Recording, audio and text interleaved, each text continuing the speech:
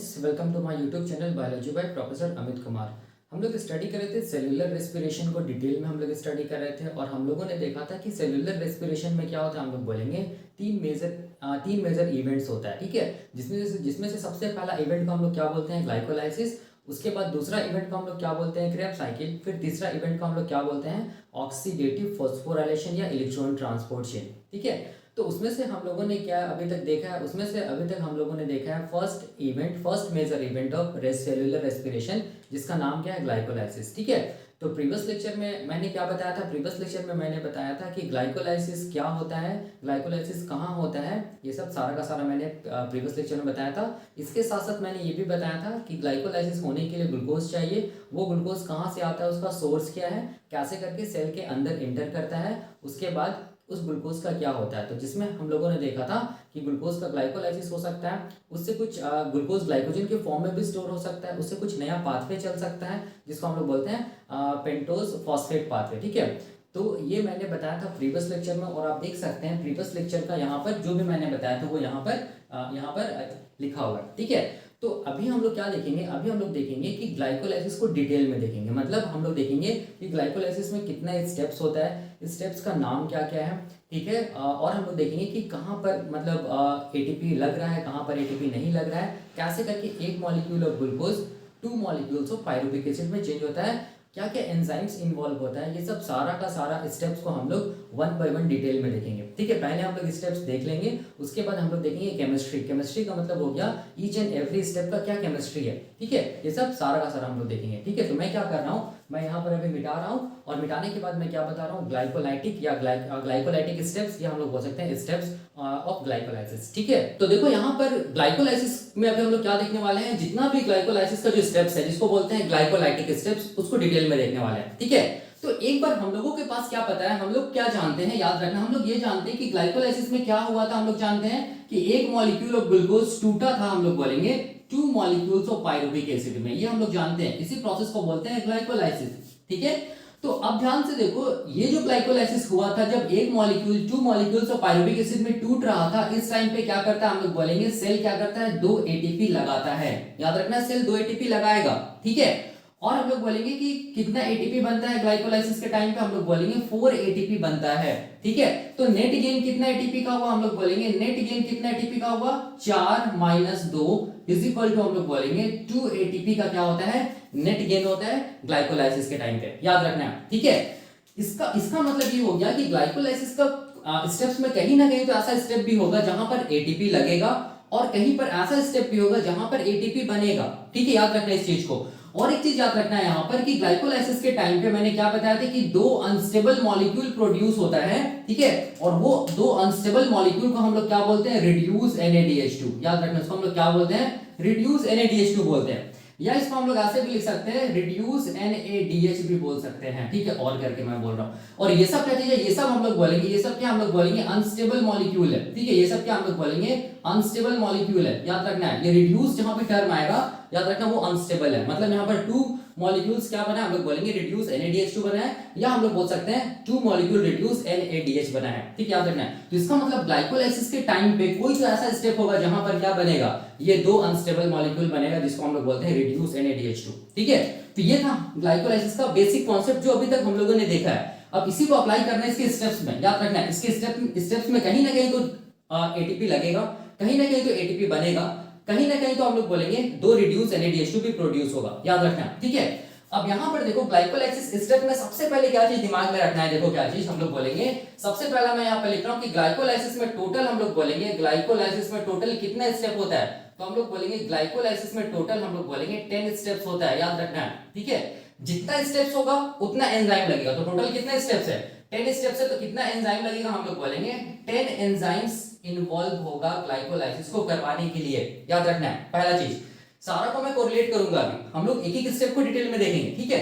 अब देखो ये था पहला, हम लोग बोलेंगे ग्लाइकोलाइसिस के स्टेप का पहला पॉइंट। दूसरा पॉइंट क्या चीज है, हम लोग बोलेंगे कि ग्लाइकोलाइसिस के स्टेप, ग्लाइकोलाइसिस में कितने स्टेप्स होता है, टोटल 10 स्टेप्स होता है, ठीक है। तो उसमें से हम लोग बोलेंगे स्टेप नंबर 1, ठीक है, step number 2, step number 3, step number 4 और स्टेप नंबर 5। मतलब स्टार्टिंग का जो 5 स्टेप्स होता है ना, उसको हम लोग क्या बोलते हैं, उसको हम लोग बोलते हैं एनर्जी इन्वेस्टमेंट फेज। उसको हम लोग क्या बोलते हैं, एनर्जी इन्वेस्टमेंट फेज बोलते हैं, याद रखना है, ठीक है। और इसको हम लोग इन अदर वर्ड्स क्या बोल सकते हैं, इसको हम लोग इन अदर वर्ड्स बोल सकते हैं प्रीपैरेटरी फेज बोल सकते हैं। क्या बोल सकते हैं, प्रीपैरेटरी फेज। मतलब यही स्टेप्स में स्टार्टिंग का जो 5 स्टेप्स हो रहा है, इसमें क्या लगेगा, हम लोग बोलेंगे एनर्जी लगेगा, ठीक है। मतलब 2 एटीपी कहीं तो लगेगा, ठीक, याद रखना है। ये स्टेप 5 के अंदर ही होगा। अब देखो 1 से लेके 5 के अंदर ही क्या होगा, हम लोग बोलेंगे कुछ ऐसा स्टेप्स होगा जहां पर एनर्जी लगता है, इसीलिए इसको हम लोग बोलते हैं एनर्जी इस इन्वेस्टमेंट फेज या प्रीपैरेटरी फेज, याद रखना है। तो बाकी का जो अगला जो 5 स्टेप बच गया, step number 6, step number 7, step number 8, step number 9 and step number 10, इसको हम लोग क्या बोलेंगे, इसको हम लोग बोलेंगे energy generation phase. Energy generation phase मतलब यहां पर क्या होगा, हम लोग बोलेंगे एनर्जी प्रोड्यूस होगा, एटीपी बनेगा, याद रखना है। इसको हम लोग पे ऑफ फेज भी बोलते हैं, इसको हम लोग क्या बोलते हैं, पे ऑफ फेज भी बोलते हैं, याद रखना है। इसका मतलब स्टेप नंबर 6, 7, 8, 9, 10, ये स्टेप 6 से लेके 10 में ऐसा कुछ स्टेप्स होगा जहां पर क्या बनेगा, हम लोग बोलेंगे एनर्जी बनेगा, मतलब 4 एटीपी बनेगा, ठीक है। हम लोग देखेंगे अभी। तो ये चीज तो क्लियर हो गया। टोटल 10 स्टेप में 1 से लेके 5 को हम लोग बोलते हैं एनर्जी इन्वेस्टमेंट फेज, क्योंकि इसमें एटीपी लगता है। 6 से लेके 10 तक स्टेप को हम लोग बोलते हैं एनर्जी जनरेशन फेज, क्योंकि इसमें एटीपी बनता है, ठीक है। अब ध्यान से देखो, अब यहां पर समझना है, देखो अब हम लोग बोलेंगे कि याद रखना स्टेप नंबर 1 एंड हम लोग बोलेंगे स्टेप नंबर 3, ठीक है। ये वैसा स्टेप होता है जहां पर हम लोग बोलेंगे एटीपी लगता है, तो इसको हम लोग क्या बोलेंगे, यहां पर क्या होगा, हम लोग बोलेंगे इन्वेस्ट, क्या चीज, हम लोग बोलेंगे एटीपी, याद रखना है। स्टेप नंबर 1 में लगेगा, स्टेप नंबर 3 में लगेगा, ठीक है, याद रखिए। स्टेप नंबर 1 में 1 एटीपी लगेगा, स्टेप नंबर 3 में 1 एटीपी लगेगा, तो टोटल कितना एटीपी लगेगा, 2 एटीपी लगेगा, तो हम लोग देखेंगे, ठीक है, याद रखना है। अब इसके बाद देखो स्टेप नंबर 7 एंड हम लोग बोलेंगे स्टेप नंबर 10, ये ऐसा स्टेप होता है जहां पर क्या होगा, हम लोग बोलेंगे एटीपी प्रोड्यूस होगा, एटीपी बनेगा, याद रखना है। जहां पर क्या होगा, हम लोग बोलेंगे एटीपी प्रोड्यूस होगा, ठीक है। तो ये जो 4 एटीपी बन रहा है, इसमें से 2 एटीपी बनेगा स्टेप नंबर 7 में, और जो 2 एटीपी बच गया वो किसमें बनेगा, हम लोग बोलेंगे स्टेप 10 में। इसीलिए टोटल कितना एटीपी बनता है, हम लोग बोलेंगे 4 एटीपी बनता है ग्लाइकोलाइसिस के टाइम पे, ठीक है। और ये देख सकते हैं आप, ये 7 से 10 स्टेप्स किसके अंदर आ रहा है, 6 से 10 के बीच में आ रहा है, और यहाँ पर एटीपी बन रहा है, इसीलिए इसको हम लोग बोलते हैं एनर्जी जनरेशन फेज। और देख सकते हो 1 और 3 में एटीपी लग रहा है, ठीक है, 1 और 3 स्टेप में एटीपी लग रहा है, और ये स्टेप किसके अंदर आ रहा है, 1 से लेके 5 के बीच में आ रहा है, इसीलिए 1 से लेके 5 को हम लोग क्या बोलते हैं, एनर्जी इन्वेस्टमेंट फेज, याद रखना, ठीक है। अब यहां पर देखो, अब यहां पर हम लोग बोलेंगे कि यहां पर देखो ध्यान से,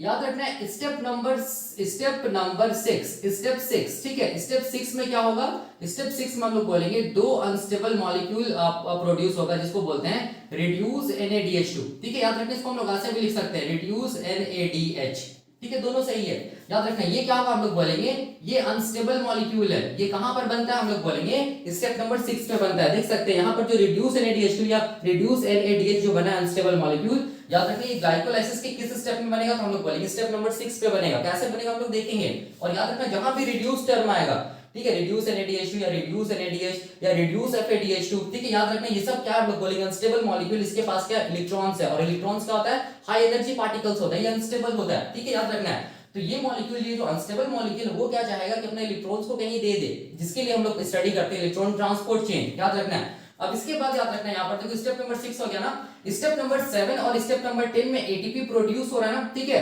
तो स्टेप नंबर 7 एंड हम लोग बोलेंगे स्टेप नंबर 10 में जहां पर एटीपी प्रोड्यूस हो रहा है, इसको हम लोग सबस्ट्रेट लेवल फॉस्फोराइलेशन स्टेप भी बोलते हैं। इसको हम लोग क्या बोलते हैं, सबस्ट्रेट लेवल फॉस्फोराइलेशन स्टेप भी बोलते हैं। तो मैं यहाँ पर लिख दे रहा हूं सबस्ट्रेट लेवल फोस्फोराइलेशन स्टेप भी बोलते हैं, फोस्फोराइलेशन स्टेप भी बोलते हैं, ठीक है। इसका मतलब जहां पर एटीपी बनेगा, ठीक है, इसका मतलब हम लोग बोलेंगे जहां पर एटीपी प्रोड्यूस होगा, step number 7 and step number 10, वहां पर हम लोग इस स्टेप को बोलेंगे सबस्ट्रेट लेवल फॉस्फोराइलेशन स्टेप, ठीक है। तो सबस्ट्रेट लेवल फॉस्फोराइलेशन होता है तब जाके एटीपी बनता है। तो क्वेश्चन आता है ये सबस्ट्रेट लेवल फॉस्फोराइलेशन क्या होता है, ये हम लोग स्टडी करेंगे।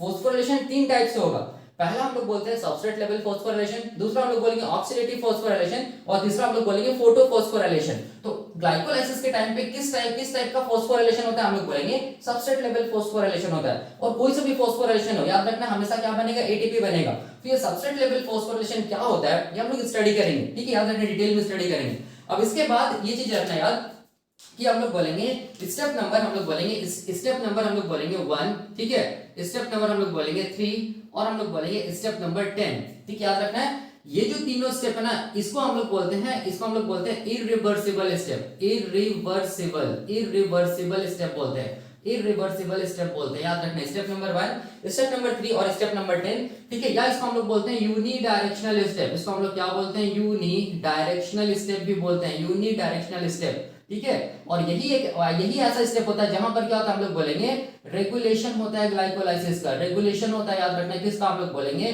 ग्लाइकोलाइसिस का, मतलब ग्लाइकोलाइसिस को कंट्रोल किया जाता है, हम लोग बोलेंगे स्टेप नंबर 1 से भी कंट्रोल किया जा सकता है, स्टेप नंबर 3 से भी और स्टेप नंबर 10 से भी, ठीक है। याद रखना इस चीज को, ठीक है। तो ये क्या होता है रेगुलेशन ऑफ ग्लाइकोलाइसिस, कैसे करके स्टेप नंबर 1, 3 और 10 से ग्लाइकोलाइसिस को कंट्रोल किया जाता है, ये हम लोग देखेंगे। और याद रखना ग्लाइकोलाइसिस का कंट्रोल वही स्टेप्स होगा जो कि इरिवर्सिबल होगा, ठीक है। तो 1, 3 एंड 10 हम लोग बोलेंगे इरिवर्सिबल स्टेप है या यूनिडायरेक्शनल स्टेप है। बाकी जितना भी स्टेप्स बच गया, ठीक है, इसको छोड़ के वो सब सारा का सारा हम लोग बोलेंगे बाई डायरेक्शनल होगा या हम लोग बोलेंगे रिवर्सिबल स्टेप होगा, और जहां पर से ग्लाइकोलाइसिस का रेगुलेशन नहीं होगा, याद रखना है, ठीक है। ग्लाइकोलाइसिस का रेगुलेशन 1, 3 एंड 10 स्टेप से ही होगा, ठीक है। अब अगला क्या रखना है याद आपको, स्टेप नंबर 3, ये रखना है स्टेप 3, ठीक है। स्टेप जो 3 होता है, ठीक है, याद रखना है, इसको हम लोग क्या बोलते हैं, इसको हम लोग बोलते हैं रेट लिमिटिंग स्टेप, इसको हम लोग क्या बोलते हैं, रेट लिमिटिंग स्टेप बोलते हैं, ठीक है। रेट लिमिटिंग जब भी कभी टर्म आएगा तो इसका मतलब याद रखना वो वैसा स्टेप होता है जो कि सबसे स्लोएस्ट होता है, ठीक है, जिसको हम लोग क्या बोलते हैं, सबसे स्लोएस्ट स्टेप ऑफ क्या चीज, ग्लाइकोलाइसिस कौन होता है, तो हम लोग बोलेंगे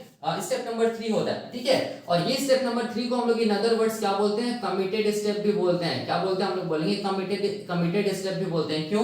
क्योंकि एक बार स्टेप नंबर 3 अगर हो जाता है या पहुंच जाता है, ठीक है, तो उसके बाद ग्लाइकोलाइसिस होना ही होना है, ठीक है, उसके बाद ग्लाइकोलाइसिस को कोई रोक नहीं सकता, याद रखना, इसीलिए इसको बोलते हैं कमिटेड स्टेप, याद रखना स्टेप नंबर 3 को, ठीक है। तो आपको इतना में आपको ये सब सारा का सारा पॉइंट्स आपको याद रखना है, ठीक है। और यही पॉइंट्स है जिसको मैं यहाँ पर अभी कोरिलेट करूंगा ग्लाइकोलाइसिस का स्टेप्स को बना के। तो मैंने क्या बोला, ग्लाइकोलाइसिस में टोटल 10 स्टेप्स होता है, जितने स्टेप्स होगा उतना एंजाइम लगेगा, 10 ग्लाइकोलाइटिक एंजाइम्स लगता है।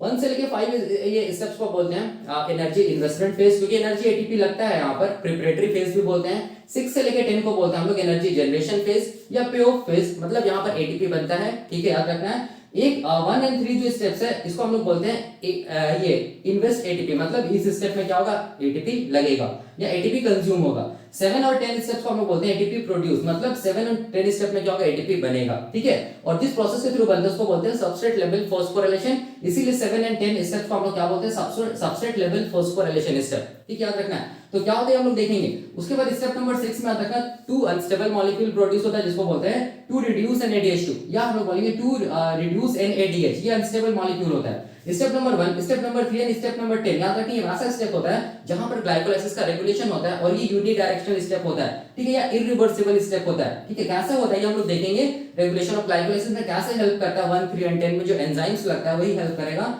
रेगुलेशन ऑफ ग्लाइकोलाइसिस, मतलब ग्लाइकोलाइसिस को कंट्रोल करने में, ठीक है। स्टेप नंबर 3 को याद रखना हम लोग बोलते हैं रेट लिमिटिंग स्टेप, या हम लोग बोलेंगे सबसे स्लोएस्ट स्टेप, ठीक है, याद रखना इसको हम लोग क्या बोलते हैं, स्टेप नंबर 3। और इसको हम लोग कमिटेड स्टेप भी बोलते हैं, क्योंकि एक बार स्टेप नंबर 3 तक अगर पहुंच गया या स्टेप नंबर 3 हो गया तो उसके बाद ग्लाइकोलाइसिस होगा ही होगा, मतलब पायरुविक एसिड बनेगा ही बनेगा, ठीक है। तो इतना कॉन्सेप्ट आपको दिमाग में रखना है, ठीक है। और ये मैं और भी बहुत सारा कॉन्सेप्ट है जिसको मैं बताऊंगा, कोरिलेट करूंगा, फिलहाल आपको इतना कॉन्सेप्ट रखना है। अभी जो भी मैं इतना बताया हूं उसको मैं यहाँ पर एक ग्लाइकोलाइटिक स्टेप्स को दिखा के कोरिलेट करूंगा, उसके बाद मैं धीरे धीरे क्या करूंगा, एक एक कॉन्सेप्ट को बताऊंगा, एक एक कॉन्सेप्ट को आपका क्लियर करूंगा, ठीक है।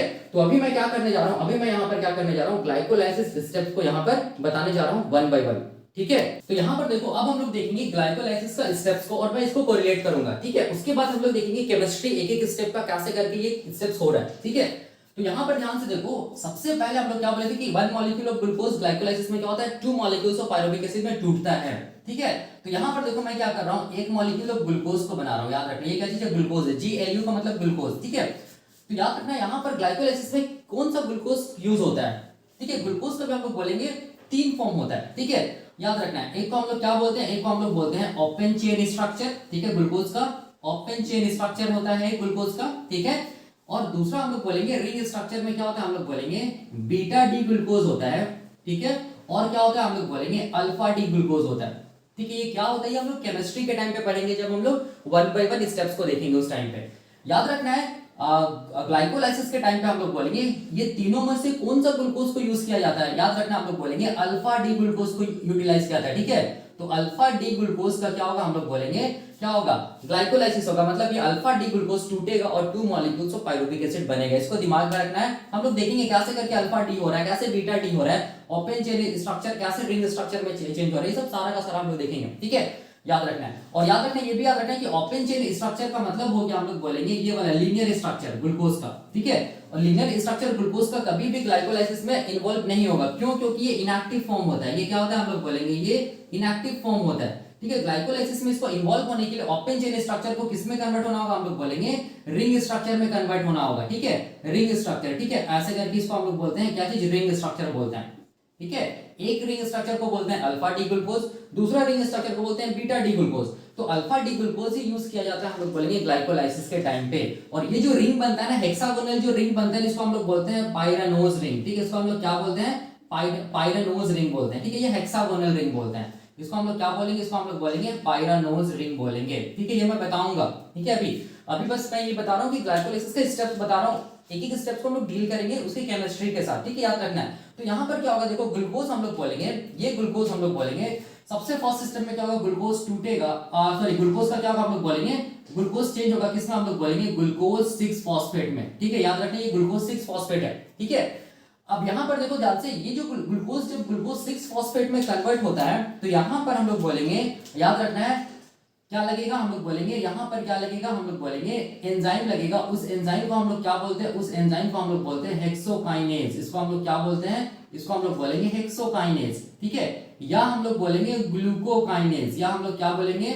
ग्लूकोकाइनेज बोलेंगे। दोनों एंजाइम में डिफरेंस है। क्या डिफरेंस है, हम लोग देखेंगे डिटेल में 1 बाय 1। ठीक है, और यहाँ पर इस एंजाइम को काम करने के लिए क्या चाहिए, हम लोग बोलेंगे Mg2+ आयन चाहिए। ठीक है, याद रखना है। और यहाँ पर क्या लगेगा, ग्लूकोज में क्या हुआ, छठे कार्बन पे फॉस्फेट जुड़ा, तो यहाँ पर ये फॉस्फेट कहाँ से आएगा, तो हम लोग बोलेंगे ये फॉस्फेट आएगा एटीपी का फॉस्फेट आएगा, एटीपी का गामा फॉस्फेट ग्लूकोज के साथ जुड़ जाएगा और एक फॉस्फेट हट जाएगा, ट्राइफॉस्फेट से क्या बचेगा, डाइफॉस्फेट। ठीक है, तो यहाँ पर एटीपी लगा, याद रखना है। ये पहला स्टेप है ग्लाइकोलाइसिस का।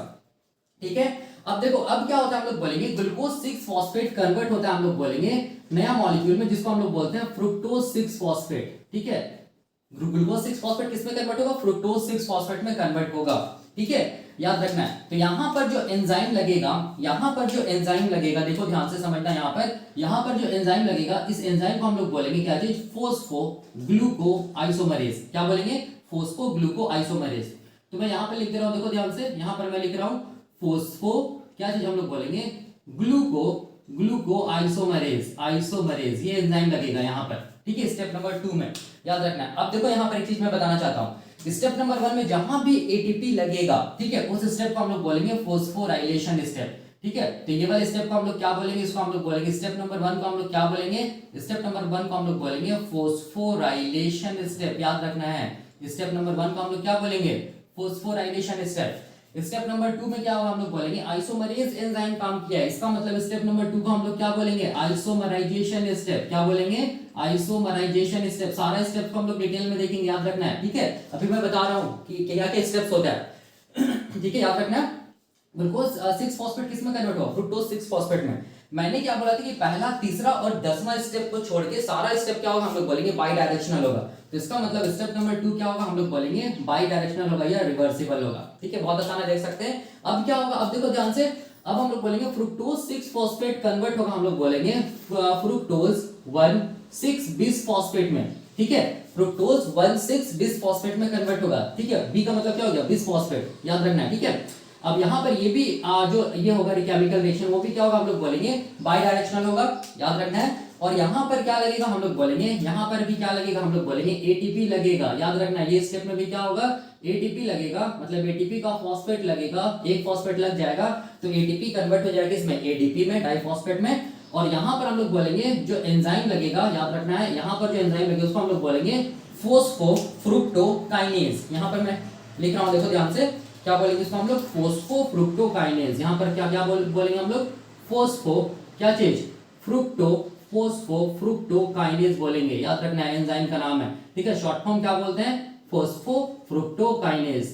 फोस्फोफ्रुक्टोकाइनेज, PFK बोलते हैं शॉर्ट फॉर्म। ठीक है, याद रखना है। और ये स्टेप में क्या होगा, एटीपी लगा, इसका मतलब इस स्टेप में भी क्या होगा, हम लोग बोलेंगे फोस्फोराइलेशन होगा, मतलब हम लोग इस स्टेप को क्या बोलेंगे, फोस्फोराइलेशन स्टेप। याद रखना है, क्या बोलेंगे, फोस्फोराइलेशन स्टेप, ठीक है। तो ये स्टेप 3 हुआ, और स्टेप 3 हम लोग बोलेंगे क्या होगा, यूनिडायरेक्शनल होगा। देख सकते हैं मैंने बोला था 1, 3 एंड 10, ये स्टेप क्या होता है, यूनिडायरेक्शनल होगा, ठीक है। तो ये स्टेप 3 है, याद रखना ये यूनिडायरेक्शनल होगा, ठीक है। बाय मिस्टेक में इसको बाई डायरेक्शनल लिखा था, लेकिन ये यूनिडायरेक्शनल होगा, याद रखना, ठीक है। अब देखो, अब क्वेश्चन आता है, अब देखो यहाँ पर ध्यान से अब समझना है।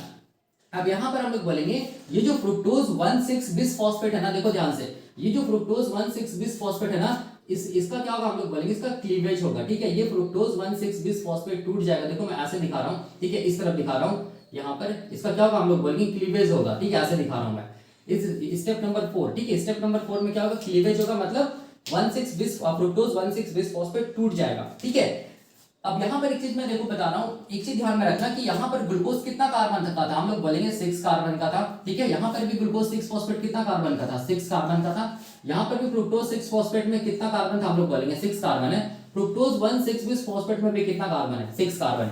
तो जब अगला स्टेप होगा जिसको बोलते हैं क्लीवेज स्टेप, याद रखना, टी स्टेप को हम लोग क्या बोलेंगे, इसको हम लोग बोलेंगे क्लीवेज, CLEAVAGE, क्लीवेज स्टेप बोलेंगे, ठीक है, स्टेप नंबर 4 को याद रखना है। तो स्टेप नंबर 4 जब होगा तो फ्रुक्टोज 1,6 बिस फॉस्फेट में 6 कार्बन है, ये 3-3 कार्बन का कंपाउंड बनाएगा, याद रखना है। तो एक कंपाउंड को हम लोग क्या बोलेंगे, कंपाउंड को हम लोग बोलेंगे ग्लिसरल्डिहाइड 3 फॉस्फेट, और दूसरा को हम लोग बोलेंगे डाइहाइड्रोक्सी एसीटोन फॉस्फेट। मैंने क्या बोला, ग्लिसरल्डिहाइड 3 फॉस्फेट, ठीक है, मैं यहां पर लिख दे रहा हूं ग्लिसरल्डिहाइड 3 फॉस्फेट, और इसको मैं लिख दे रहा हूं डाइहाइड्रोक्सी एसीटोन फॉस्फेट, याद रखना है, ठीक है। तो यहां पर क्या हुआ, हम लोग बोलेंगे क्या हुआ, दो मॉलिक्यूल मतलब बना, एक को बोलते हैं ग्लिसरल्डिहाइड 3 फॉस्फेट, एक को बोलते हैं डाइहाइड्रोक्सी एसीटोन फॉस्फेट, ठीक है। इसमें कार्बन कितना होगा, हम लोग बोलेंगे 6 कार्बन का था ना फ्रुक्टोज 1,6 बिस फॉस्फेट, तो ये 3 कार्बन का कंपाउंड होगा, ये भी हम लोग बोलेंगे 3 कार्बन का कंपाउंड होगा, ठीक है। यहां पर मैं लिख रहा हूं 3 कार्बन का कंपाउंड होगा, देख सकते हैं, ठीक है। अब यहां पर याद रखना है, यहां पर हम लोग बोलेंगे जो एंजाइम लगेगा, उस एंजाइम को हम लोग बोलेंगे, यहां पर जो एंजाइम लगेगा क्लीवेज स्टेप पे, इस एंजाइम को हम लोग बोलेंगे एल्डोलेज। क्या बोलेंगे इसको हम लोग, एल्डोलेज, याद रखना। एल्डोलेज एंजाइम क्या करेगा, फ्रुक्टोज 1,6 बिस फॉस्फेट को क्लीव करेगा, और दो नया मॉलिक्यूल बनेगा 3-3 कार्बन के, एक को बोलेंगे ग्लिसरल्डिहाइड 3 फॉस्फेट, एक को बोलेंगे डाइहाइड्रोक्सी एसीटोन फॉस्फेट, याद रखना है, ठीक है। और ये भी जो केमिकल रिएक्शन होगा वो क्या होगा, बाई डायरेक्शनल होगा। क्यों, क्योंकि मैंने बोला था स्टेप नंबर 1, स्टेप नंबर 3 और स्टेप नंबर 10 को छोड़ के बाकी सारा स्टेप्स क्या होगा, बाई डायरेक्शनल होगा, ठीक है, याद रखना है। अब यहाँ पर देखो, अब यहाँ पर एक चीज मैं बताना चाहता हूँ, ग्लिसरल्डिहाइड 3 फॉस्फेट का दूसरा नाम है, इसको हम लोग PGAL भी बोलते हैं, समझ जाना, ठीक है। PGAL का मतलब हो गया फोस्फो, इसको हम लोग फोस्फो ग्लिसरल्डिहाइड भी बोलते हैं, ग्लिसरल्डिहाइड भी बोलते हैं, याद रखना है, ठीक है। दोनों सेम है, चाहे ग्लिसरल्डिहाइड 3 फॉस्फेट रहे, चाहे हम लोग बोलेंगे फोस्फोग्लिसरल्डिहाइड रहे, दोनों सेम है, याद रखना है, ठीक है। अब यहां पर समझना है, देखो ध्यान से, अगला स्टेप को हम लोग बोलते हैं स्टेप नंबर 5। स्टेप नंबर 5 को मैं ऐसे दिखा रहा हूं, देखो ध्यान से, ये वाला स्टेप नंबर 5 है, ठीक है, ये वाला स्टेप नंबर 5 है, ठीक है। ये वाला भी क्या होगा, बाई डायरेक्शनल होगा, स्टेप नंबर 5। स्टेप नंबर 5 में क्या होगा, देखो ध्यान से, ये जो ग्लिसरल्डिहाइड 3 फॉस्फेट है ना, ठीक है, ये हम लोग बोलेंगे, और डाइहाइड्रोक्सी एसीटोन फॉस्फेट है ना, यहाँ पर आइसोमराइजेशन होगा। आइसोमराइजेशन का मतलब हो जाएगा, हम लोग बोलेंगे, यहाँ पर मैं लिख रहा हूँ स्टेप नंबर 5। स्टेप नंबर 5 में जो एंजाइम चाहिए, उस एंजाइम को मैं यहाँ पर लिख रहा हूँ ट्रायोज आइसोमरेज। क्या बोलते हैं हम लोग, ट्रायोज आइसोमरेज बोलेंगे, ठीक है, याद रखना है। ट्रायोज आइसोमरेज क्यों बोल रहे हैं, क्योंकि ये 3 कार्बन का कंपाउंड, ये भी 3 कार्बन का कंपाउंड है। तो ये ट्रायोज आइसोमरेज क्या करेगा, ग्लिसरल्डिहाइड डाइहाइड्रोक्सी एसीटोन फॉस्फेट को ये कन्वर्ट कर देगा, हम लोग बोलेंगे किसमें, हम लोग बोलेंगे आइसोमराइज कर देगा, किसमें, डाइहाइड्रोक्सी एसीटोन फॉस्फेट को आइसोमराइज कर देगा, कन्वर्ट कर देगा ग्लिसरल्डिहाइड 3 फॉस्फेट में कर देगा, ठीक है। जिसको हम लोग क्या बोल रहे हैं, जिसको हम लोग बोल रहे हैं PGAL बोल रहे हैं, दोनों सेम है, ठीक है। तो यहां पर क्या हुआ, देखो ध्यान से, स्टेप नंबर 5 में क्या हुआ, डाइहाइड्रोक्सी एसीटोन फॉस्फेट किस में कन्वर्ट हो गया, हम लोग बोलेंगे ग्लिसरल्डिहाइड 3 फॉस्फेट में कन्वर्ट हो गया, या फोस्फोग्लिसरल्डिहाइड में कन्वर्ट हो गया, मतलब आइसोमराइज हो गया। कैसे होगा, ये हम लोग केमिस्ट्री में समझेंगे, ठीक है, जब हम लोग इसका केमिस्ट्री देखेंगे। तो यहां पर क्या मिला, 2 मॉलिक्यूल ऑफ क्या मिला, देखो ध्यान से, 2 मॉलिक्यूल ऑफ ग्लिसरल्डिहाइड 3 फॉस्फेट मिला, याद रखना है। तो अब क्वेश्चन आता है कि डाइहाइड्रोक्सी एसीटोन फॉस्फेट कहीं क्यों आइसोमराइजेशन हुआ, ठीक है। ट्रायोज आइसोमरेज क्या करेगा, डाइहाइड्रोक्सी एसीटोन फॉस्फेट को ही ग्लिसरल्डिहाइड 3 फॉस्फेट में चेंज करेगा, मतलब इसमें क्यों, इसीलिए ऐसा करता है क्योंकि डाइहाइड्रोक्सी एसीटोन फॉस्फेट के लिए एंजाइम्स प्रेजेंट नहीं होता है। एंजाइम्स किसके लिए प्रेजेंट होता है, हम लोग बोलेंगे ग्लिसरल्डिहाइड 3 फॉस्फेट के लिए प्रेजेंट होता है। इसीलिए डाइहाइड्रोक्सी एसीटोन फॉस्फेट को आइसोमराइज करके किसमें चेंज कर दिया जाता है, हम लोग बोलेंगे ग्लिसरल्डिहाइड 3 फॉस्फेट में चेंज कर दिया जाता है। तो स्टेप नंबर 5 में क्या मिला हम लोग को, 2 मॉलिक्यूल ऑफ क्या मिला, हम लोग बोलेंगे ग्लिसरल्डिहाइड 3 फॉस्फेट मिला। ठीक है, तो यहां से लेके आप देख सकते हैं यहाँ, और स्टेप नंबर 5 में कोई को हम लोग क्या बोलेंगे, इसको हम लोग बोलेंगे आइसोमराइजेशन स्टेप। ठीक है, इसको हम लोग क्या बोलेंगे, आइसोमराइजेशन स्टेप। तो मैं यहाँ पर लिख दे रहा हूँ। ठीक है, स्टेप नंबर 5 को हम लोग बोलेंगे आइसोमेराइजेशन स्टेप। आइसोमेराइजेशन स्टेप बोलेंगे, जहां पर भी आइसोमेरेज एंजाइम लगेगा ना या म्यूटेज एंजाइम लगेगा ना, वहां के स्टेप को बोलेंगे आइसोमेराइजेशन स्टेप। ठीक है, तो ये 1 2 3 4 5 ये 5 स्टेप्स को मिला के हम लोग क्या बोलेंगे, इसको मिला के हम लोग बोलेंगे एनर्जी इन्वेस्टमेंट फेज, याद रखना है, या प्रिपरेटरी फेज। ठीक है, अब देखो अब क्या होगा, अब यहां पर देखना अब क्या होगा, अब हम लोग इंटर कर जाएंगे पेओक फेज में। ठीक है, या हम लोग बोलेंगे एनर्जी जनरेशन फेज में। उसके बाद पूरा स्टेप्स देखने के बाद हम लोग कोरिलेट करेंगे जो हम लोग लिखे हैं इसको। अब यहां पर देखो 2 मॉलिक्यूल ऑफ ग्लिसरल्डिहाइड 3 फॉस्फेट मिला। ठीक है, अब अगला स्टेप को देखो, मैं ऐसे दिखा रहा हूं, यहां पर दिखा रहा हूं, यहां पर। ठीक है, अगला स्टेप क्या हम लोग बोलेंगे, स्टेप नंबर 6। देखो मैं ऐसे दिखा रहा हूं, ये क्या चीज हम लोग बोलेंगे स्टेप नंबर 6। ठीक है, स्टेप नंबर 6 में याद रखना ग्लिसरल्डिहाइड 3 फॉस्फेट कन्वर्ट होगा, हम लोग बोलेंगे 1,3 बिस फॉस्फोग्लिसरिक एसिड में। ठीक है, किसमें कन्वर्ट होगा ग्लिसरल्डिहाइड 3 फॉस्फेट, 1,3 बिस फॉस्फोग्लिसरिक एसिड में। याद रखना 1,3 बिस फॉस्फोग्लिसरिक एसिड को हम लोग 1,3 बिस फॉस्फोग्लिसरेट भी बोलते हैं। मैंने क्या बोला, मैंने बोला 1,3 बिस फॉस्फोग्लिसरिक एसिड का अगर कॉन्जुगेट, अगर हम लोग बेस के बारे में स्टडी करेंगे तो उसको हम लोग क्या बोलते हैं, 1,3 बिस फॉस्फोग्लिसरेट भी बोलते हैं। ठीक है, याद रखना दोनों सेम है, 1,3 बिस फॉस्फोग्लिसरिक एसिड भी और 1,3 बिस फॉस्फोग्लिसरेट भी, दोनों सेम है। ठीक, याद रखना। अब यहाँ पर देखो ये जो स्टेप है ये भी क्या होगा, आप लोग बोलेंगे बाई डायरेक्शनल होगा, क्योंकि ये स्टेप नंबर 6 है। ठीक है, 1 3 और 10 को छोड़ के बाकी सारा स्टेप्स क्या होगा, हम लोग बोलेंगे बाई डायरेक्शनल होगा। अब यहाँ पर देखो ध्यान से, यहाँ पर समझना है, ये बहुत इंपॉर्टेंट है। यहाँ पर हम लोग बोलेंगे, यहाँ पर ये जो स्टेप होता है ना, ठीक है, ये स्टेप में याद रखना है, ये स्टेप में हम लोग बोलेंगे क्या निकलेगा, ये स्टेप में हम लोग बोलेंगे 2 अनस्टेबल मॉलिक्यूल निकलेगा, जिसको हम लोग बोलेंगे रिड्यूस NADH2। ठीक है, तो यहाँ पर एक निकलेगा रिड्यूस NADH2। ठीक है, यहाँ पर NAD नेट जिसको बोलते हैं यूनिवर्सल इलेक्ट्रॉन एक्सेप्टर, यहाँ पर ये इलेक्ट्रॉन को एक्सेप्ट करेगा। जो ग्लिसरल्डिहाइड 3 फॉस्फेट जब कन्वर्ट होता है 1,3 बिस फॉस्फोग्लिसरिक एसिड में, तो उससे इलेक्ट्रॉन्स निकलता है। उस इलेक्ट्रॉन्स को एक्सेप्ट करने वाला होता है सेल के साइटोप्लाज्म में, जिसको बोलते हैं NAD।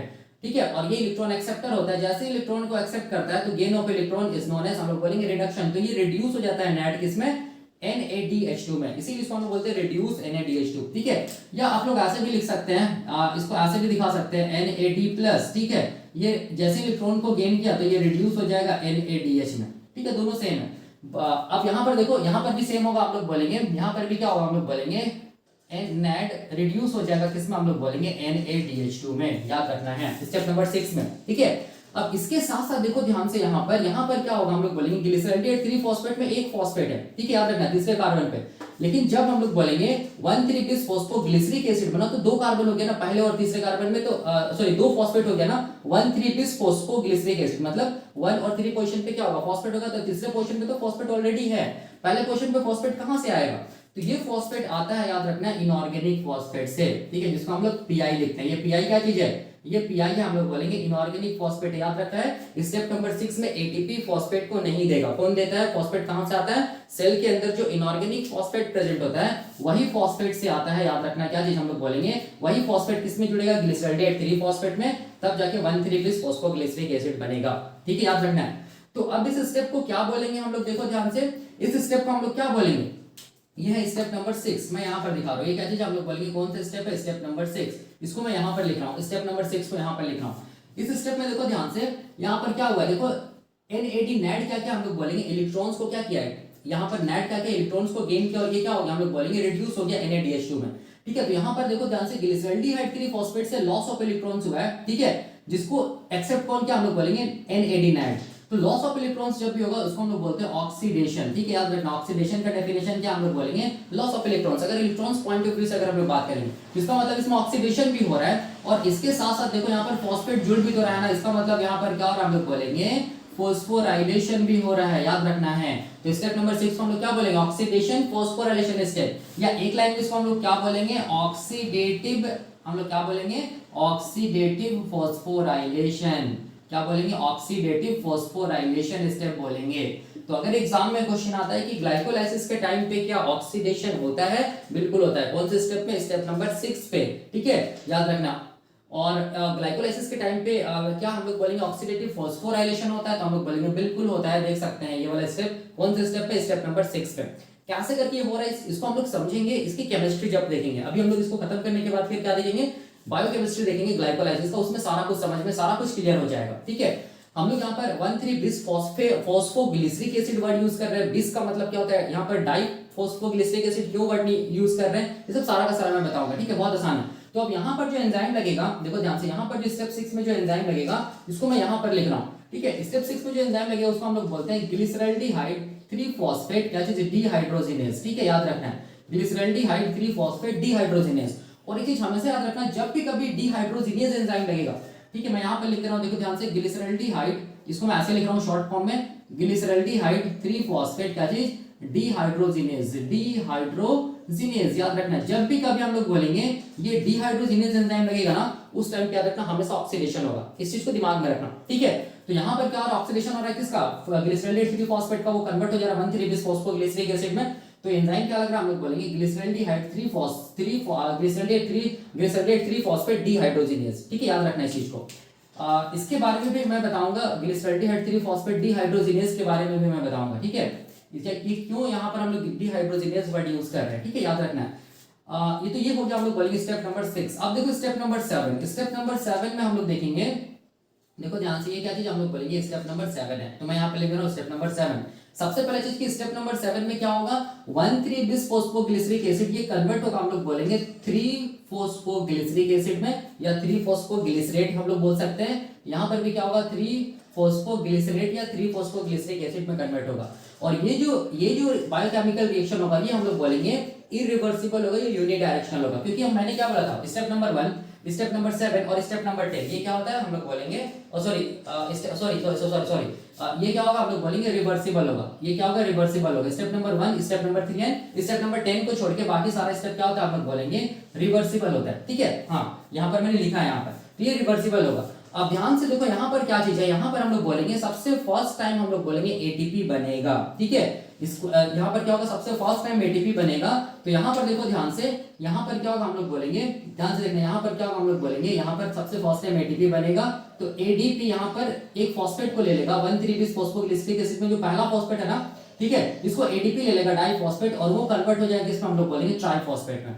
सिमिलरली यहाँ पर भी होगा, हम लोग बोलेंगे एडीपी, ठीक है, ये पहला फॉस्फेट को ले लेगा 1,3-bis फॉस्फोग्लिसरिक एसिड्स का, और ये कन्वर्ट हो जाएगा एटीपी में। तो यहाँ पर आप देख सकते हैं क्या बना, हम लोग बोलेंगे एटीपी बना। कितना मॉलिक्यूल ऑफ एटीपी बना, स्टेप 7 में हम लोग बोलेंगे 2 मॉलिक्यूल्स ऑफ एटीपी बना, याद रखना है, ठीक है। अब यहाँ पर ध्यान से देखो, यहाँ पर जो एंजाइम लगेगा स्टेप नंबर 7 में, यहाँ पर जो एंजाइम लगेगा, उस एंजाइम को हम लोग क्या बोलेंगे, उस एंजाइम को हम लोग बोलेंगे, देखना ध्यान से, बहुत आसान है, 1,3-bis फॉस्फोग्लिसरिक एसिड काइनेज, ठीक है, क्या बोलेंगे, 1,3-bis phosphoglyceric acid kinase. Kinase जब भी काइनेज एंजाइम आएगा ना, याद रखना, काइनेज क्या करेगा, हम लोग बोलेंगे हमेशा फॉस्फोराइलेशन करता है या फॉस्फेट को जोड़ता है। तो यहाँ पर क्या हुआ, 1,3-bis फॉस्फोग्लिसरिक एसिड में जो पहला जो फॉस्फेट है ना, पहले कार्बन पे जो फॉस्फेट लगा है ना, ये फॉस्फेट को ये काइनेज एंजाइम किसमें जोड़ देगा, एडीपी में जोड़ देगा, जिससे डाइफॉस्फेट किसमें कन्वर्ट हो जाएगा, ट्राइफॉस्फेट में कन्वर्ट हो जाएगा, ठीक है। तो यहाँ पर एंजाइम लगेगा 1,3-bis फॉस्फोग्लिसरिक एसिड काइनेज। और जब भी कभी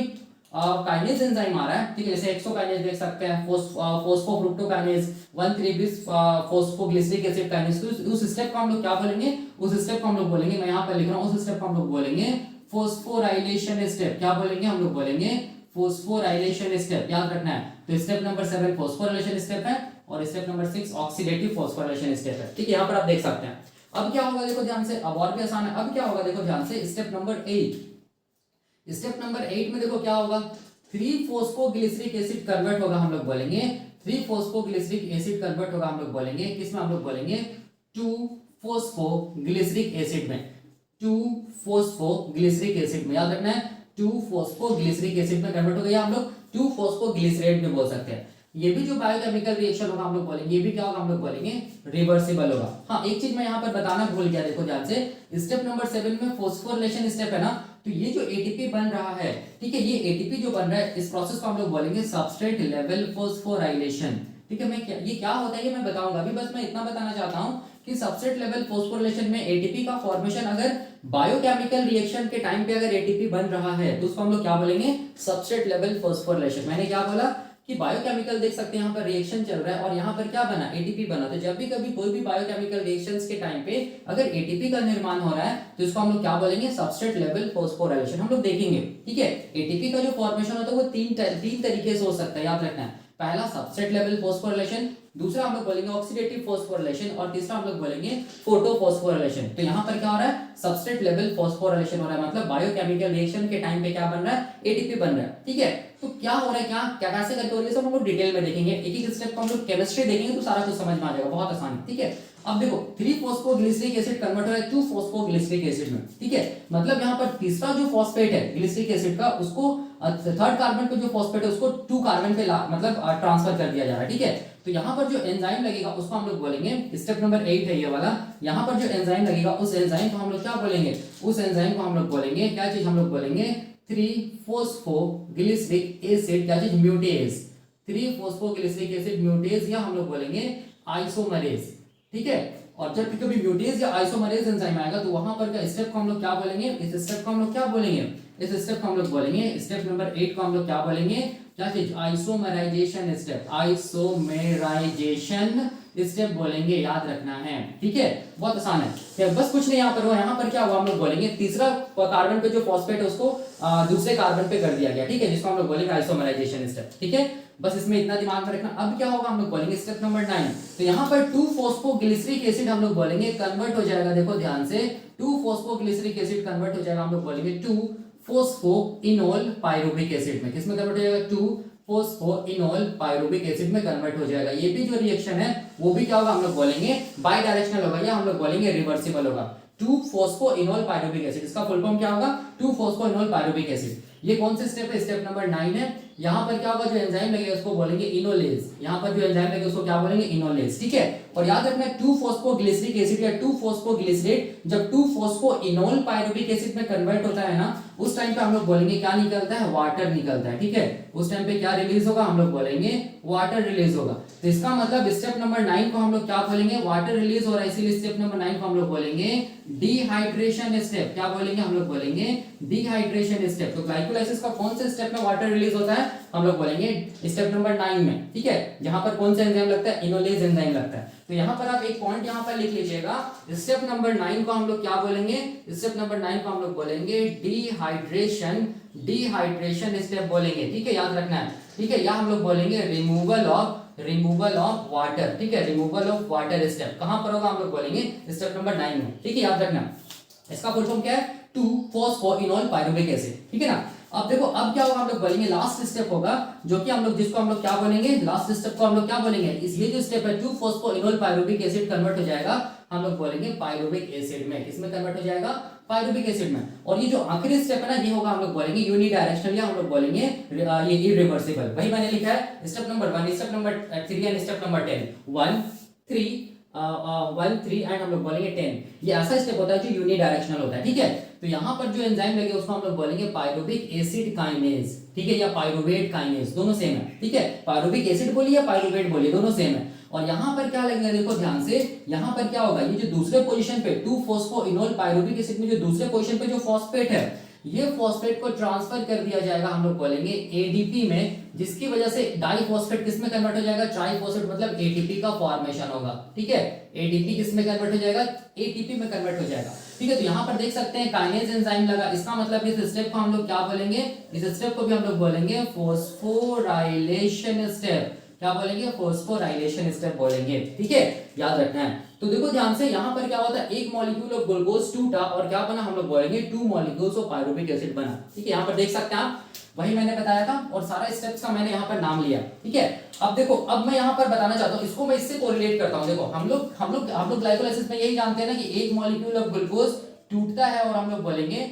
2 मॉलिक्यूल्स ऑफ पाइरुविक एसिड बनता है। देखो ध्यान से, यही है, ठीक है। जिसमें क्या होता है, हम लोग बोलेंगे सेल 2 एटीपी लगाता है और हम लोग बोलेंगे 4 एटीपी बनता है। नेट गेन कितना एटीपी का होता है, हम लोग बोलेंगे 4 माइनस 2 इज इक्वल टू 2 एटीपी का नेट गेन होता है, ये हम लोग जानते हैं, ठीक है, हम लोग ये जान रहे हैं। और इसके साथ हम लोग बोलेंगे ग्लाइकोलाइसिस के टाइम पे 2 रिड्यूस NADH2 या हम लोग बोलेंगे 2 रिड्यूस NADH जो अनस्टेबल मॉलिक्यूल वो भी निकलता है, ये हम लोग जानते हैं।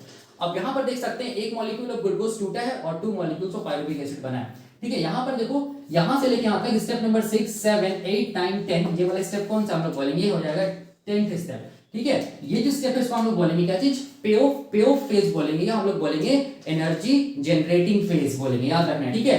तो यहाँ पर नंबर ऑफ कार्बन मैं लिख दे रहा हूँ, देखो ध्यान से, ग्लिसरॉल 3 फॉस्फेट, यहाँ पर डाइहाइड्रोक्सी एसीटोन फॉस्फेट, इसमें 3 कार्बन था, ठीक है, याद रखना है। यहाँ पर भी 3 कार्बन होगा, अब इसके बाद यहाँ पर भी 3 कार्बन होगा, 1,3 बिस फॉस्फोग्लिसरिक एसिड में भी 3 कार्बन होगा, यहाँ पर भी 3 कार्बन होगा, यहाँ पर भी 3 कार्बन होगा, यहाँ पर भी 3 कार्बन होगा, यहाँ पर भी 3 कार्बन होगा, यहाँ पर भी 3 कार्बन होगा, यहाँ पर भी 3 कार्बन होगा, और यहाँ पर भी पायरुविक एसिड में भी कितना कार्बन होगा, 3 कार्बन होगा, याद रखना है, ठीक है।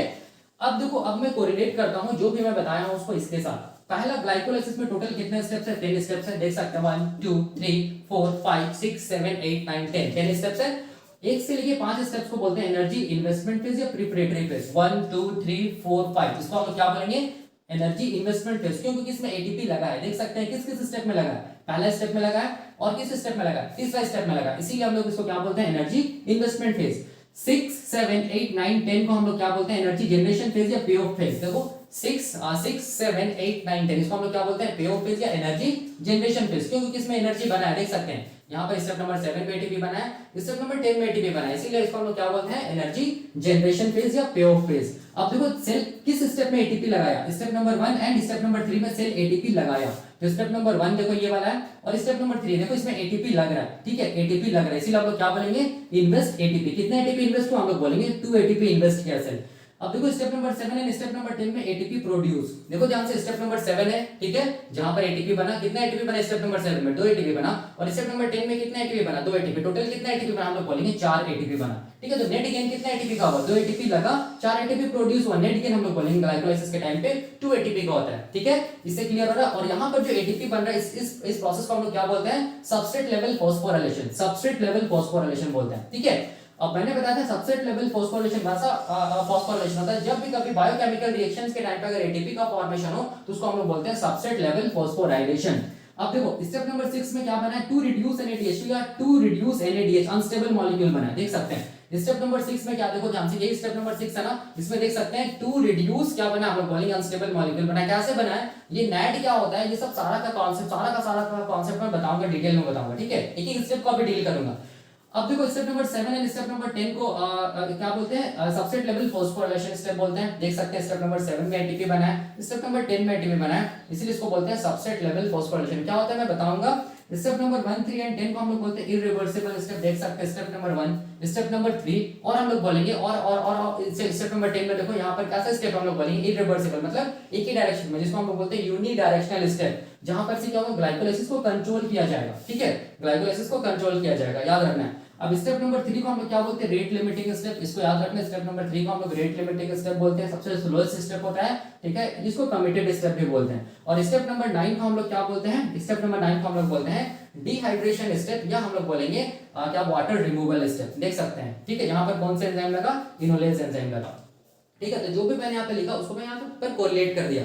अब यहाँ पर देखो एक चीज समझना है, यहाँ पर एक चीज समझना है, हाँ यहाँ पर देखो ये जो एंजाइम होता है ना, इसको काम करने के लिए पोटेशियम आयन चाहिए, Mg2+ आयन चाहिए, और हम लोग बोलेंगे Mn2+ आयन चाहिए। इस चीज को दिमाग में रखना, क्या पता एग्जाम में क्वेश्चन पूछ दे।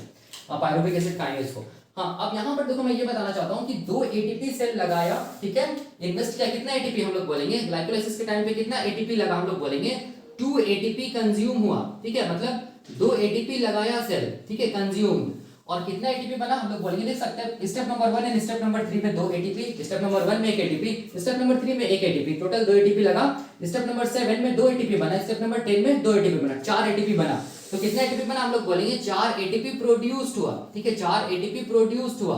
तो नेट गेन कितना एटीपी का हुआ हम लोग बोलेंगे, नेट गेन हम लोग बोलेंगे 4 - 2 इज इक्वल टू 2 एटीपी का नेट गेन होता है, याद रखना है, ड्यूरिंग ग्लाइकोलाइसिस। ठीक है, नेट गेन बताया।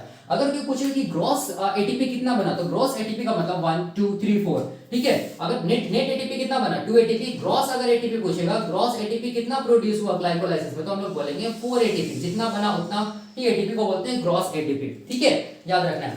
अब देखो ध्यान से, यहाँ पर मैं ये बताना चाहता हूँ, देखो ध्यान से, यहाँ पर मैं ये बताना चाहता हूँ कि ग्लूकोज कितना कार्बन का था, हम लोग बोलेंगे 6 कार्बन का था। ठीक है, पायरुविक एसिड कितना कितना कार्बन का है, 2 मॉलिक्यूल 3 कार्बन का, मतलब 6, यहाँ पर 3 कार्बन, यहाँ पर 3 कार्बन। ठीक है, तो देख सकते हैं 6 कार्बन का ग्लूकोज था, उससे क्या हुआ हम लोग बोलेंगे 3 कार्बन का क्या निकला, हम लोग बोलेंगे क्या निकला, पायरुविक एसिड बना। यही है, तो इसका मतलब कोई भी कार्बन डाइऑक्साइड यहाँ पर बाहर नहीं निकला, नो कार्बन डाइऑक्साइड। ठीक है, देख सकते हैं कोई भी स्टेप में कार्बन डाइऑक्साइड निकल रहा है, नहीं निकल रहा है। तो वैसा ऑक्सीडेशन जहां पर हम लोग बोलेंगे कोई भी कार्बन डाइऑक्साइड नहीं निकलता है, वैसे ऑक्सीडेशन को हम लोग क्या बोलते हैं, पार्शियल ऑक्सीडेशन। क्या बोलेंगे हम लोग, पार्शियल ऑक्सीडेशन, ये मैंने बताया है। ठीक है, इसका मतलब ग्लाइकोलाइसिस कैसा प्रोसेस होता है, हम लोग बोलेंगे ये एक पार्शियल ऑक्सीडेशन होता है। क्यों, क्योंकि जितना भी कार्बन यहाँ पर लगा है उतने ही कार्बन देखो यहाँ पर वापस निकला, 3 मतलब 6 कार्बन, कहीं पर भी कार्बन डाइऑक्साइड बाहर नहीं निकला। इसीलिए ऐसे ऑक्सीडेशन को हम लोग क्या बोलेंगे, पार्शियल ऑक्सीडेशन। तो ग्लाइकोलाइसिस क्या होता है, पार्शियल ऑक्सीडेशन प्रोसेस होता है। ठीक है, अब यहाँ पर देखो, यहाँ पर मैं थोड़ा सा मिटा रहा हूँ और यहाँ पर मैं ये बताना चाहता हूँ, ध्यान से देखना यहाँ पर। ठीक है, यहाँ पर देखना, स्टेप नंबर 6 में मैं स्टार देके लिख रहा हूँ यहाँ पर। स्टेप नंबर 6 में देखो ध्यान से, स्टेप नंबर 6 में कौन सा एंजाइम लग रहा है, ग्लिसरॉल्डेट 3-फॉस्फेट डिहाइड्रोजिनेज। ठीक है, इस एंजाइम का एक इनहिबिटर होता है जिसको हम लोग बोलते हैं आयोडो एसीटेट। इसको हम लोग क्या बोलते हैं, आयोडो एसीटेट बोलते हैं। ठीक है, याद रखना ये इनहिबिटर होता है। ठीक है, ये क्या होता है, हम लोग बोलेंगे इनहिबिटर होता है। स्टेप नंबर 6 को इनहिबिट करता है, मतलब ग्लिसरॉल्डेट 3-फॉस्फेट डिहाइड्रोजिनेज की एक्टिविटी को इनहिबिट करता है, जिसकी वजह से ये वाला स्टेप नहीं होगा, स्टेप नंबर 6 नहीं होगा। कैसे करके इनहिबिट करता है, क्या चीज ऐसा करता है, ये सब में हम लोग देखेंगे अभी, जब इसका एक स्टेप का केमिस्ट्री देखेंगे उस टाइम पे। ठीक है, ये इसको याद रखना। अब देखो यहाँ पर स्टेप नंबर 9, स्टेप नंबर 9 में कौन सा एंजाइम लग रहा है, इनोलेज। 2 फॉस्फोपायरुविक एसिड कन्वर्ट हो रहा है 2 फॉस्फोइनोल पायरुविक एसिड में। तो स्टेप नंबर 9 में याद रखना है जो इनहिबिटर होता है, इसको मैं ऐसे लिख रहा हूं, उस इनहिबिटर को हम लोग बोलते हैं फ्लोराइड। उसको हम लोग क्या बोलते हैं, उसको हम लोग बोलते हैं फ्लोराइड। ठीक है, ये क्या होता है, हम लोग बोलेंगे इनहिबिटर होता है स्टेप नंबर 9 का, ग्लाइकोलाइसिस का स्टेप नंबर 9 का इनहिबिटर होता है। ठीक है, इसको याद रखना है। ठीक है, अब हम लोग अब मैं ये बताना चाहता हूं कि ग्लाइकोलाइसिस के टाइम पे कौन सा ग्लूकोज यूज हुआ, हम लोग बोलेंगे अल्फा डी ग्लूकोज यूज हुआ। ठीक है, एक मॉलिक्यूल ऑफ ग्लूकोज टूटा और अल्टीमेटली हम लोग बोलेंगे 2 मॉलिक्यूल्स ऑफ क्या बना, पायरुविक एसिड बना। ठीक है, तो यही कॉन्सेप्ट है हम लोग बोलेंगे ग्लाइकोलाइसिस का। देख सकते हैं जो भी मैंने यहाँ पर लिखा है उसको मैंने यहाँ पर समझाया। ठीक है, अब हम लोग क्या करेंगे, अब हम लोग ये करेंगे कि ईच एंड एवरी स्टेप्स को हम लोग 1 बाय 1 डिटेल में देखेंगे। ठीक है, जैसे कि पहला स्टेप क्या है, फॉस्फोराइलेशन स्टेप। इसको फॉस्फोराइलेशन स्टेप क्यों बोल रहे हैं, इसमें क्या क्या हो रहा है, कैसे करके ग्लूकोज कन्वर्ट हो रहा है ग्लूकोज 6 फॉस्फेट में, क्यों फर्स्ट स्टेप में फॉस्फोराइलेशन होता है ग्लूकोज का, ये सब सारा का सारा हम लोग देखेंगे। ठीक है, याद रखना है। और एक चीज देखो, यहाँ पर टोटल कितना एंजाइम्स लगा है, 10 एंजाइम्स लगा। आप देख सकते हैं 1 2 3 4 5 6 7 8 9 10। ठीक है, 10 टोटल 10 एंजाइम लगा, जितना स्टेप्स होगा उतना एंजाइम्स लगेगा। ठीक है, तो ये था ग्लाइकोलाइसिस का स्टेप्स के बारे में। अब हम लोग क्या देखेंगे, अब हम लोग देखेंगे ग्लाइकोलाइसिस का एक एक स्टेप्स को डिटेल में देखेंगे, जिसको बोलते हैं द केमिस्ट्री ऑफ, क्या चीज हम लोग बोलेंगे, द केमिस्ट्री ऑफ ग्लाइकोलाइसिस। ठीक है, देखो यहाँ पर मैं एक चीज और यहाँ पर बताना चाहता हूँ, देखो ध्यान से यहाँ पर देखना। ठीक है, कि यहाँ पर मैं बताना चाहता हूँ कि क्या क्या ग्लाइकोलाइसिस के टाइम पे क्या क्या सबस्ट्रेट लगा और क्या क्या प्रोडक्ट बना। ठीक है, तो देखो यहाँ पर मैं बता रहा हूँ ग्लाइकोलाइसिस के टाइम पे, याद रखना है ग्लाइकोलाइसिस के टाइम पे क्या क्या सबस्ट्रेट लगा है। ठीक है, सबस्ट्रेट क्या क्या लगा है, ठीक है, सबस्ट्रेट क्या क्या लगा है, और हम लोग बोलेंगे प्रोडक्ट क्या क्या बना है। ठीक है, ये इससे भी क्वेश्चन आ सकता है। ठीक है, इसीलिए मैं इसको बता रहा हूँ। तो जो भी मैं बताया उसी से मैं बताता हूँ सबस्ट्रेट क्या क्या लगा। तो सबसे पहला सबस्ट्रेट क्या चीज हम लोग बोलेंगे, सबसे पहला सबस्ट्रेट है अल्फा, क्या चीज हम लोग बोलेंगे, डी ग्लूकोज, ये सबस्ट्रेट है। ठीक है, दूसरा देखो ध्यान से, दूसरा सबस्ट्रेट क्या लगा, हम लोग बोलेंगे एटीपी लगा ना। कितने एटीपी लगा, एक एटीपी यहाँ लगा, एक एटीपी यहाँ, 2 एटीपी लगा step number 1 and step number 3 में। तो 2 एटीपी क्या हुआ, एज ए सबस्ट्रेट यूज हुआ। ठीक है, और कहीं पर कुछ लगा है, देखो ध्यान से, और कहीं पर कुछ लगा, हाँ यहाँ पर देखो, यहाँ पर नैट लगा। ठीक है, निकोटिनामाइड एडेनिन डाइन्यूक्लियोटाइड, यहाँ पर भी नैट लगा। कितना नैट लगा, हम लोग बोलेंगे कितने इलेक्ट्रॉन एक्सेप्टर मॉलिक्यूल लगा, हम लोग बोलेंगे 2NAD लगा, या इसको हम लोग 2NAD भी बोल सकते हैं, या इसको हम लोग 2NAD+ भी बोल सकते हैं, दोनों सही है। ठीक है, और देखो और कुछ लग रहा है, और कुछ लग रहा है यहाँ पर देखो, हाँ यहाँ पर कितना ADP लग रहा है, 1 2 3 4 4 ADP लग रहा है। कितना कितना ADP लग रहा है? 4 ADP लग रहा है। ठीक है, तो ये हम लोग बोलेंगे सबस्ट्रेट हुआ। किसका? हम लोग बोलेंगे ग्लाइकोलाइसिस के टाइम पे जो जो लगा।